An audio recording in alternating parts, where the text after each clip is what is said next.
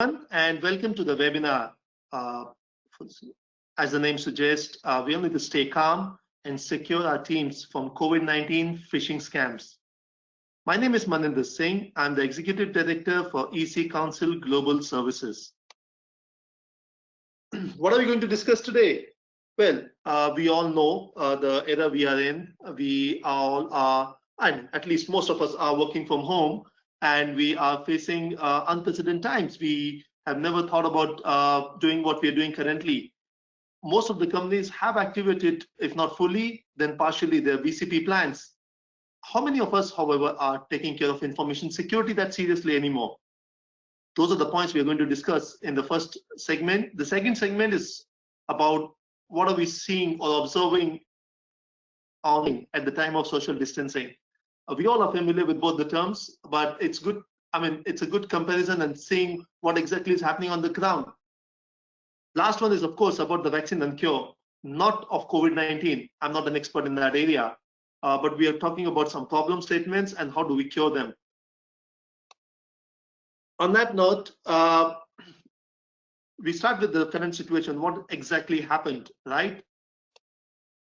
We all understand there was a virus outbreak in China, or at least that's what we came to know about from the Wuhan district. We strongly believe it was underestimated. And now I'm looking at it from the eyes of a cybersecurity specialist, right? This would have an impact on the company's security posture. Plus, of course, it was looked at as an epidemic virus, only a problem of a district, if not a district, only a problem of a country. It was not looked at as a pandemic, it's global. Observation mode, we all watched what's happening, right? How this thing is growing. Suddenly one day, most of the countries came down with lockdown. We all were asked to stay home. We cannot go to office anymore. And this was a bit too sudden because nobody planned for it. Nobody got time to plan for it. Of course, people got a day or two, which they mostly spent on buying groceries and other essential stuff. Yes, I'm not going to mention toilet paper here. But I don't think companies were ready or could get ready in a day or two for such a huge change in the way they work. What happened after that? Of course, we all activated the BCP for this situation, which actually didn't exist for most of the organizations. I mean, I worked with many organizations in different capacities. People are ready for a lot of different kinds of disaster situations, different kinds of events, different kind of problem areas. But usually we talk about BCP, we talk about either the technology is not available, we have a DR plan, or we have issue with accessing the office because of either the office going down, not available, sealed off. So we have alternate situations, alternate offices to work from, or we have lesser people available because either they are falling sick or there's a mass resignation, and those are the kind of scenarios we usually plan for. We always have backup people. We have vendors who can supply more people. We have those kind of plans to take care of those situations. But did we ever imagine that there would be a scenario where we have most of our staff locked in their own homes? That's at least something which I never thought of. So in that situation, we realized that BCP we have is actually not really tailor-made for this situation we have. So what do? We started focusing on continuity and availability. All the companies immediately started churning out infrastructure for remote working.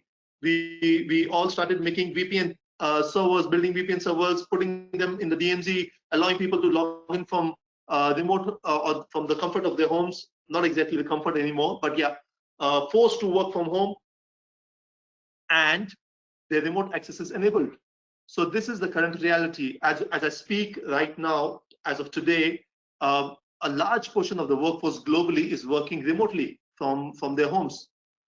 But the key thing is, while the companies were concentrating on the BCP, what is being observed is the focus on cybersecurity and information security is actually going away.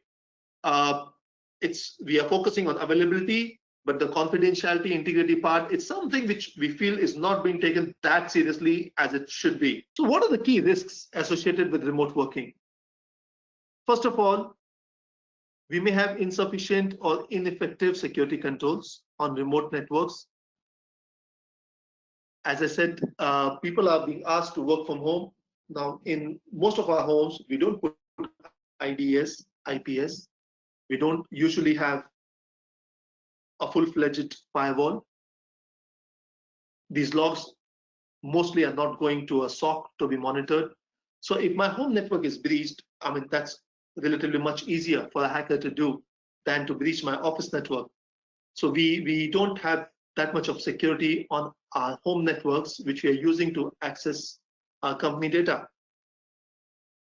Of course, there's an increase in susceptibility to phishing attacks with the increased digital communication.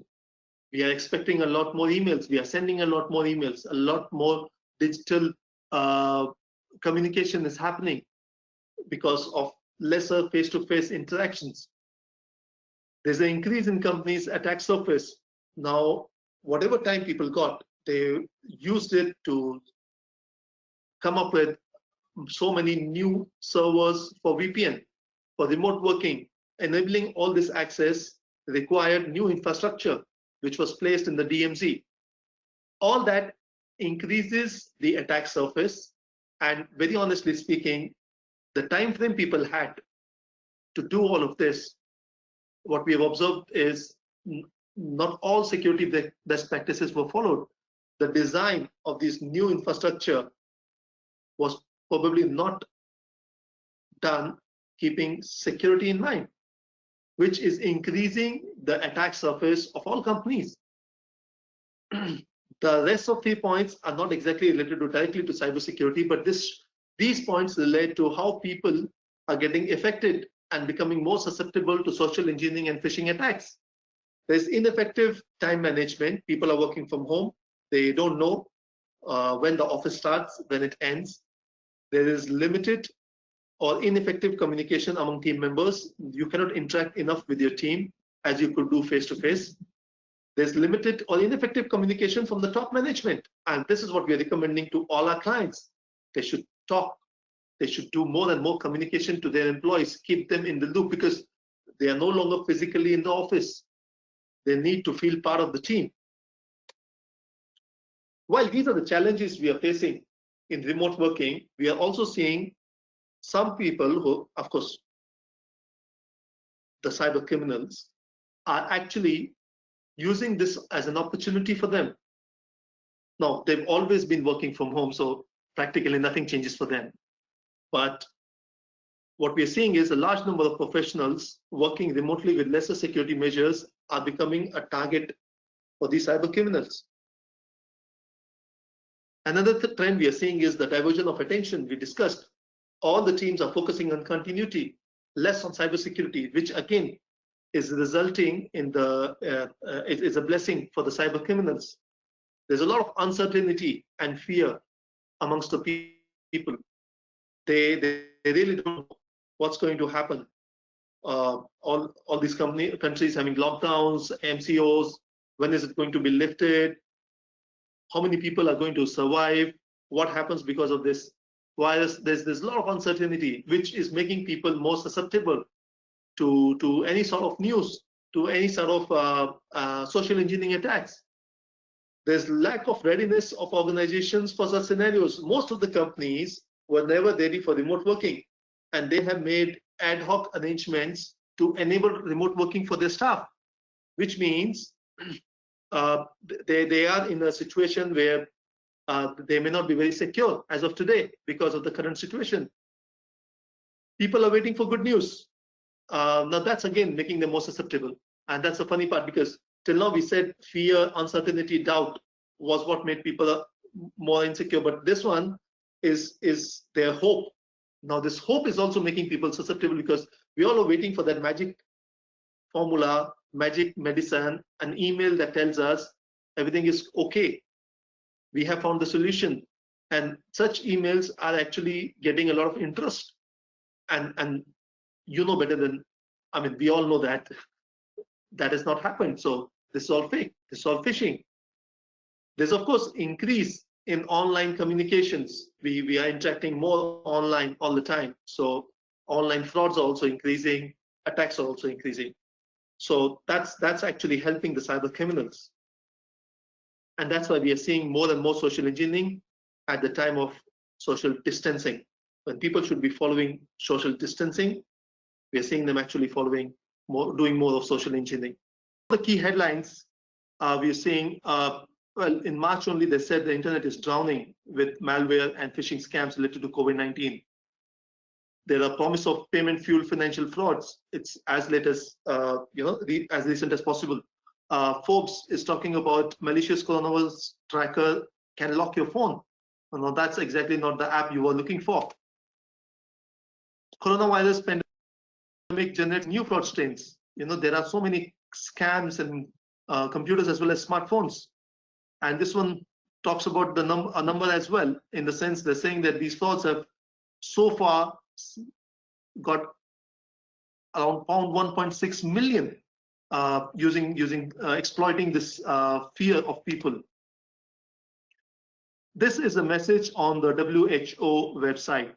They are actually trying to make people aware that most of these, which are the messages which they're seeing on social media, on their emails, may not be true. Don't trust them. But question is, how many of us actually go to the WHO website and refer to this? So what are the criminals doing right now? What are the kind of attacks we are seeing? We are seeing a lot of these criminals using trusted brands like WHO to send phishing emails. We are seeing malicious websites with supposedly live coronavirus update, but actually what you get, you may or may not get a right update, but you get some malware for sure. We see a lot of spear phishing from trusted organizations. And then of course, the workplace policy on behalf of HR department, because like I said, many organizations were not prepared. Now people are expecting some new policy updates related to remote working, related to how you do things differently now. And the hackers are exploiting that. They are spoofing their email IDs. They are acting as if they are from HR department of your company and sending such updates to you. Again, people are bound to open those emails, click, which is not good. Some of the examples of such emails, we're seeing this one is supposedly coming from WHO, and it asks you to download the safety measures, which absolutely is fake. This one, of course, talks about on a similar front, but it's from Singapore. Some doctors sending you safety measures to keep your family safe, yourself safe, which again, something which is playing on people's fear of this pandemic and exploiting that fully. An interesting fact we've seen is the number of domains related to COVID-19 on a daily basis. If you see, the numbers are in hundreds. It's anybody's guess how many of these are actually legit for providing the real information. Most of them are actually for the wrong purposes. So we all know COVID-19 will have a vaccine and cure. I mean, it's not if it will have, it is a matter of time. It's when would it have. The question is, would your business have it? What I mean is, while this whole COVID thing ends, would our business be in safe hands? Would we be able to revive? We don't want to be in a situation which makes things worse. So what do we need to do in case, just to ensure that our business stays safe, our people are safe? One is, of course, strongly recommend that we should carry out a lot of these phishing simulations for our staff. We should actually be making them practice these kind of attacks which may come their way, and they should be able to identify that this is fake. OFISH, if you see the logo on the right hand side, is our tool, and this is the exact reason why EC Council is giving it for free to organizations to be able to use it to train their employees. It's for this month, and until this situation improves, EC Council has decided to keep this for free for all organizations across the globe, where they can go sign up for free and start training their people for free. Fight against phishing. Should assign some online awareness trainings to your staff. Again, Ofish is a platform that allows you to fight against phishing by making your by fortifying your first line. Your people need to be aware. They need to understand that what they're seeing is not correct and thwart any such attempt to cause harm to the company. We should deploy anti-phishing solutions, the security solutions that actually can prevent phishing and these kind of attacks. Of course, the companies should set up VPN access for all employees, and they should ensure that the company network is connected using VPN only. We need to have the right set of security controls for your company infrastructure. We have a lot of sensitive data on our company servers, which we need to protect. Of course, it is our legitimate users. We need to give them access, but it should be done in a controlled manner. We should also ensure that their machines are safe as well, because once using VPN, they are connected to our network. They're practically as good as physically on the network. If their machines, our user machines, are not secured with the right antivirus, with the right firewall rules configured, they would be exposing the whole network to a larger risk. And most importantly, I mean, we all need to understand this. It is absolutely clear that by the time this all gets over, people come back to office, there will be a lot of machines that will come back to office with either malware or those machines would be breached. And the way the smart hackers work, they wouldn't like to make it obvious to the end user when they breach a machine, they exploit it. They don't want to make it clear to them that their machine has been hacked. They would rather like to stay there till the person comes to the office, connects it to the office network, and exposes the whole thing to the hackers. It is absolutely important for all companies to get a quick compromise assessment done for the machines when they come back to the office network, because we really don't want to increase the risk of these breached machines by allowing them to connect to the network without any checks and balances, and which results in exposing the whole network to the hackers who may have breached a single machine which was working from a remote site, maybe a home. So these are some of our thoughts right now, and where of course we are working with many of our clients, many organizations globally. We've got hundreds and thousands of companies who have signed up for the free trials. They are really appreciating the solution and the value it is adding for their companies. And we are encouraging globally all companies, small as well as big, to make use of these solutions, to make use of these services, to protect their businesses, to protect their people. That's all from me. Thank you so much.